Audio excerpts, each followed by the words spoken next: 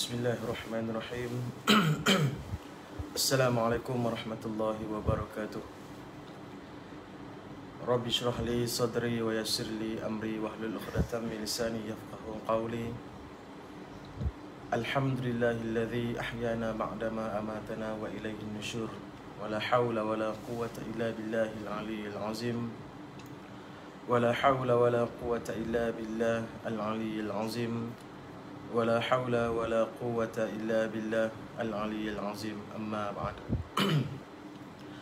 أيها المؤمنون اتقوا الله أوصيكم وإياي بتقوى الله فقد فاز المتقون. Alhamdulillah, mudah-mudahan Allah Subhanahu wa taala merahmati setiap masa detik perjalanan kita pada setiap hari, insya-Allah. Jadi saya nak kongsikan sedikit dengan tuan-tuan dan juga perempuan, ibu-ibu, ayah-ayah, iaitu dua kelebihan. Yang pertama sekali kelebihan basmalah, iaitu kelebihan Bismillahirrahmanirrahim 1, kemudian kelebihan Bismillah 5. Jadi kita pergi pada kelebihan Bismillah. Di dalam kitab Fadilat Bismillah tertulis kelebihan membaca Bismillah, iaitu Bismillah yang kita baca lah tuan-tuan setiap hari itu. Bismillahirrahmanirrahim. Tertulis di dalam kitab, kita membaca sebanyak 41 kali, iaitu sebelum kita tidur dan juga selepas kita bangun tidur.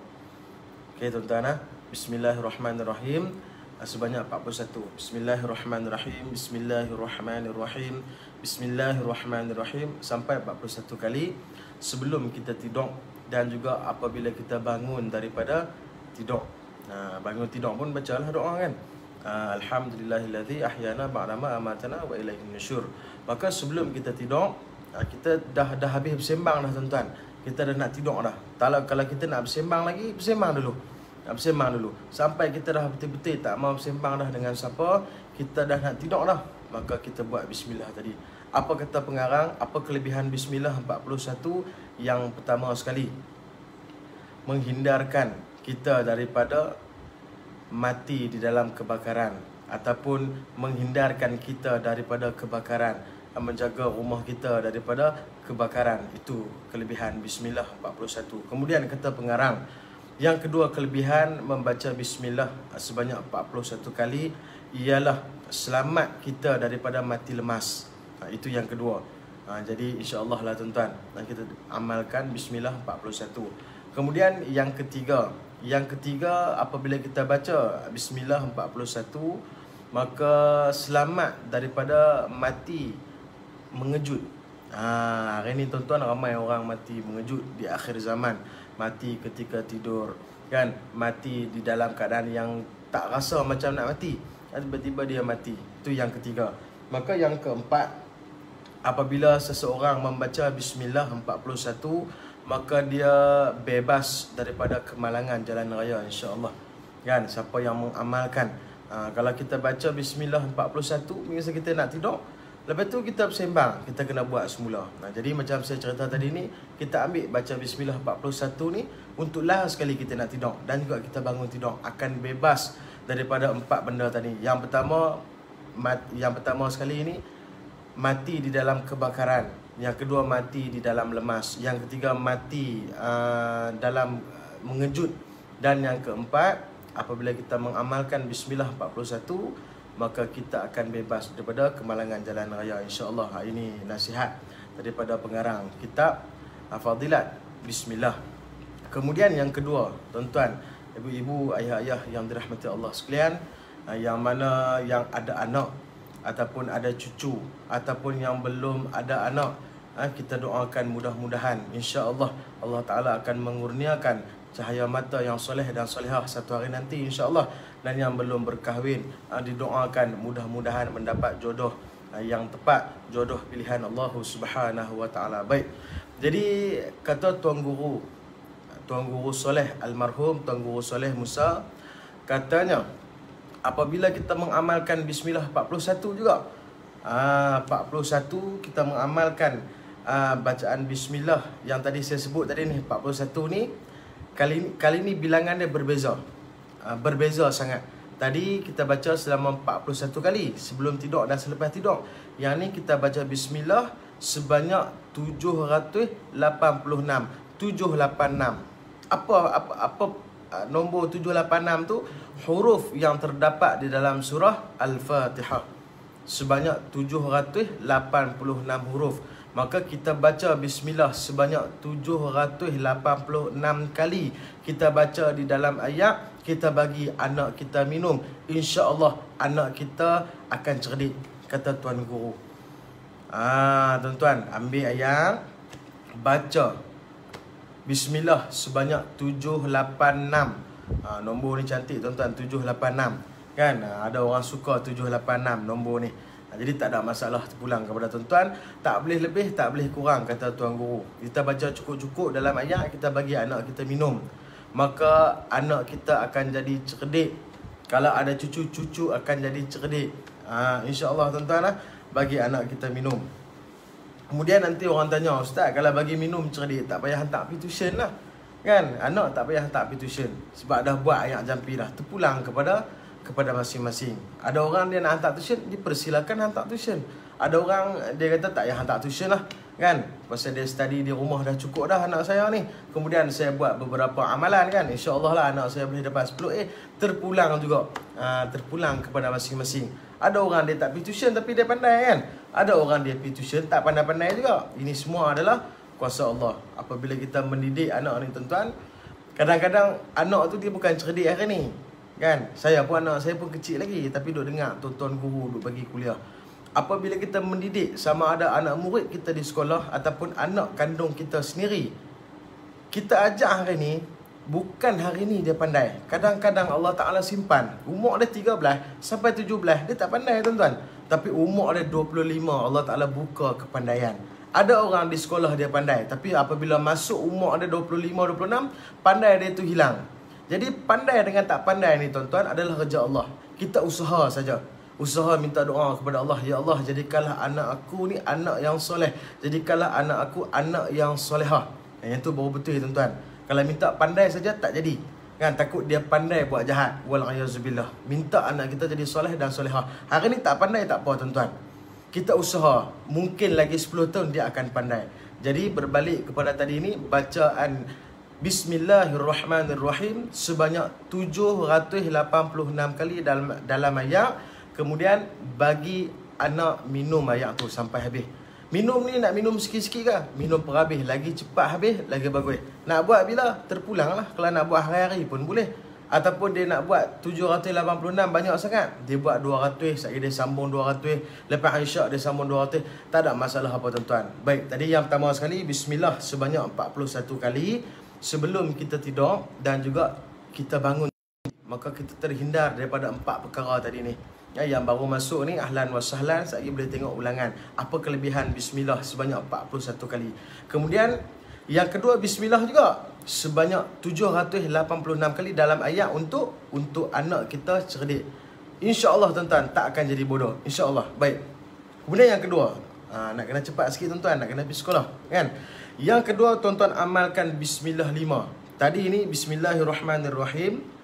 Yang sama juga sebanyak 41 dan juga 786. Yang ni Bismillah 5. Bukan Bismillah 5 kali. Bismillah yang berbeza 55 ni. Tuan-tuan boleh search dekat Google. Nah, tuan-tuan buka kat Google sekali dengar kuliah ni. Tuan-tuan search, tulis Bismillah 5. Berbunyi dia Bismillahirrahmanirrahim. Bismillahirrahmanirrahim. Bismillahilkafi. Bismillahilmuafi. Bismillahilladzi la yadurru ma'asmihi syai'un fil ardi wala fis sama' wa huwas sami'ul alim. Tuan-tuan amal Bismillah 5 ini setiap kali selepas kita solat fardu. Apa kelebihan Bismillah 5 ni tuan-tuan? Banyak. Sangat-sangat banyak. Saya kongsikan tuan-tuan dua ya. Kelebihan orang yang mengamalkan Bismillah 5, yang pertama sekali, penyakit yang ada dalam tubuh badan akan jadi baik. Penyakit itu penyakit kecil ke, penyakit yang besar ke, dengan izin Allah mesti akan baik. Dengan kita mengamalkan Bismillah 5. Ustaz nanti sakit, nanti kencing manis tak payah pergi hospital lah Ustaz. Kan amal bismillah 5 bukan macam tu. Kan bukan macam tu. Nak cari ubat, carilah ubat. Pasal zaman Nabi, sahabat bawa orang sakit jumpa Nabi. Nabi kata, okey, mah jumpa dengan aku akan bagi ubat dekat orang sakit ni. Maksudnya ada ubat. Ubat apa? Wallahu a'lam. Mungkin ayat Al-Quran dan sebagainya. Jadi mengamalkan bismillah 5 sebelum kita sakit. Sakit apa ni ustaz? Sakit sihir ke? Sakit buah pinggang ke? Sakit gout ke? Apa-apa kesakitan lah tuan-tuan. Kan? Bismillah 5 kita amal, insya-Allah kita tak akan dapat penyakit. Orang petikai tuan-tuan. Banyak orang kadang-kadang kan, setengah orang dia boleh terima benda macam ni. Dia boleh terima tentang bila baca doa ni ada kelebihan ni. Memang ada kelebihan, semua ada dalam hadis. Tuan-tuan lah, bukan semua hadis sahih, bukan kita ambil daripada majalah-majalah, bukan. Jadi ada orang petikai lah. Clear, alhamdulillah. Ma'el. Jadi ada orang dia petikai. Kan dia kata, boleh ke ustaz kita baca doa untuk bagi hati anak lembut? Kan dalam Al-Quran, Allahu latifun bi'ibadihi yarzuqu man yasha wa huwal qawiyyul aziz. Baca doa tu, anak kita hati dia lembut. Boleh lembut ke ustaz? Yalah, buatlah dulu. Buat dulu tengok. Sehari buat 100 kali. Buat tengok 2 tahun. Mesti lembut. Kadang-kadang orang yang petikai ni kerana dia tak buat lagi dan dia tak mau buat. Sebab tu dia petikai. Dia kata tak ada ustaz ni, kita kena hati lembut ni kena buat macam ni. Buat dulu. Ada teknik-teknik dia di dalam Islam. Baik, berbalik kepada bismillah 5 tadi ni, kita amalkan, penyakit insya-Allah akan terhindar daripada diri kita. Yang menonton saya ni yang tak ada lagi penyakit, insya-Allah kita amal selepas solat fardu. Baik, nak amal macam mana? Ikut suka tuan-tuan. Ada macam-macam cara. Kan ada ustaz yang dia betul bila baca habis bismillahirrahmanirrahim tu sampai habis. Kemudian tarik nafas, telan. Telan ayat dia. Mudah-mudahan ayat yang kita baca, doa yang kita baca ni masuk dalam tubuh badan kita jadi penawar. Ada satu kaedah. Kemudian ada kaedah yang kedua, baca saja. Baca saja. Jadi kaedah yang saya nak bawa kepada tuan-tuan. Tuan-tuan boleh pilihlah kaedah mana terpulang lah. Cuma kaedah yang saya buat, maaf. Kaedah yang guru saya ajak, kita suruh tepuk tangan tuan-tuan. Habis kita semayang, kita suruh tepuk tangan. Kan bismillahirrahmanirrahim. Bismillahirrahmanirrahim. Bismillahirrahmanirrahim. Bismillahirrahmanirrahim. Bismillahilladzi la yadurru ma'asmihi syai'un fil ardi wala fis sama' wa huwas samiul alim. Membuih dekat tepuk tangan. Dengar tu membuih. Mic pun clear lah. Kemudian sapu di tangan, kita sapu seluruh badan kita, kecuali kemaluan. Maka itu kita buat, penyakit tak akan masuk. Segala sihir apa mak nenek pun tak akan kena tuan-tuan. InsyaAllah tak akan kena, mudah-mudahan. Kemudian apa kelebihan bismillah 5? Last lah tuan-tuan, nak berah. Kelebihan dia apa? Menghalang daripada benda yang gaib masuk dalam tubuh badan kita dan buat rumah di dalam hati kita. Itu kelebihan bismillah 5. Dia menghalang jin ataupun iblis ataupun syaitan ataupun sihir ataupun santau atau pukau macam-macam tuan-tuan, dia tak boleh nak masuk di dalam diri kita. Pasal apa? Pasal tadi kita pegang badan kita. Kan? Tuan-tuan yang rajin pergi surau, yang rajin pergi masjid, tuan-tuan perasan tak? Kadang-kadang orang tua-tua ni kan, bila imam baca doa habis kan, Rabbana atina fid dunya hasanatan wa fil akhirati hasanatan wa qina adzaban nar. Sallallahu ala sayyidina Muhammad wa ala alihi wa sahbihi ajma'in walhamdulillahi rabbil alamin. Orang tua-tua tu dia sapu satu badan. Tuan-tuan bisa tengok tak? Mesti bisa tengok punya. Sebenarnya orang tua tu dia bukan saja dia mengaji. Dia mengaji ni. Sebenarnya sapu tubuh badan tu ayat Al-Quran, doa yang kita baca dalam doa ni tuan-tuan, banyak ayat Quran kan. Rabbana atina fid dunya hasanah, ayat Al-Quran. Kan kita dah baca Rabbi shrah li sadri, ayat Al-Quran banyak di dalam doa kita. Maka sapu di tubuh badan, penyakit kena badan kita, tawak tak akan jadi. Betul kau ustaz, senang sangat lagu tu. Yalah, senang lah. Kan Islam ajak ni senang saja. Kita amalkan selalu bismillah 5. Kelebihan dia ada 2. Yang pertama sekali, menghindarkan penyakit masuk di dalam tubuh badan kita. Kalau ada penyakit, dia akan keluar. Amal subuh, zuhur, asar, maghrib, isyak. InsyaAllah duduk saja-saja, nak tidur boleh buat tak? Boleh, tak ada masalah, tak ada penghalang apa-apa pun. Yang kedua, Bismillah 5 dapat menghindarkan perkara gaib masuk di dalam tubuh badan kita. Itu dua kelebihan Bismillah 5. Dan juga tadi Bismillahirrahmanirrahim yang mana baru masuk. Tuan-tuan tengok, aku mana sedih, terima kasih Ustaz. Tengok sama-sama, insyaAllah. Mereka pun pandai dah benda ni kan, mereka lagi hebat. Jadi boleh tengok balik sekali ni apa kelebihan Bismillahirrahmanirrahim sebanyak 41 kali. Kemudian Bismillah 5, yang tu yang saya nak kongsikan kepada tuan-tuan pada pagi ini, insya-Allah. Kan mudah-mudahan Allah Taala memberi kesihatan yang baik kepada diri tuan-tuan, kepada ibu-ibu dan ayah-ayah.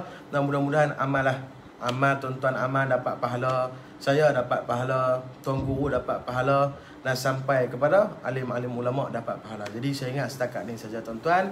InsyaAllah tuan-tuan aminkan doa ni. Mudah-mudahan doa ni dapat menyembuhkan penyakit dalam tubuh badan kita dan menenangkan hati kita. InsyaAllah tuan-tuan, apa yang baik datang daripada Allah Subhanahu Wa Taala, apa yang kurang, apa yang lemah datang daripada dari saya sendiri. Saya sudahi dengan a'udzubillahi minasyaitonirrajim. Bismillahirrahmanirrahim. Alhamdulillahi Rabbil Alamin. Hamdan hamidin, hamdan syakirin, hamdan sabirin, hamdan yuwafi ni'mahu wa yukafi'u mazidah. Ya Rabbana lakal hamdu kama yanbaghi li jalali wajhikal karim wa azimi sultanik. Allahumma salli ala sayyidina Muhammad tibbil qulubi wa dawaiha wa afiyatil abdani wa shifaiha wa nuril amsari wa diyaiha wa ala alihi wa sahbihi ajma'in. وننزل من القرآن ما هو شفاء ورحمة للمؤمنين ولا يزيد الظالمين إلا خسارا وإذا مرضت فهو يشفين نعوذ بكلمات الله التامة من شر ما خلق نعوذ بكلمات الله التامة من كل شيطان وهامة ومن كل عين لامة بسم الله الرحمن الرحيم بسم الله الشافي بسم الله الكافي بسم الله المعافي بسم الله الذي لا يضر مع اسمه شيء في الأرض ولا في السماء وهو السميع العليم وصحبه أجمعين والحمد لله رب العالمين. Abang Jeff Osama clear, Alhamdulillah. Takkan nak sudahlah habis lah. Nak pergi sekolah pula. Kita buat lebih kurang 20 minit saja subuh ni, insyaAllah. InsyaAllah kita jumpa lagi tuan-tuan. Assalamualaikum warahmatullahi wabarakatuh.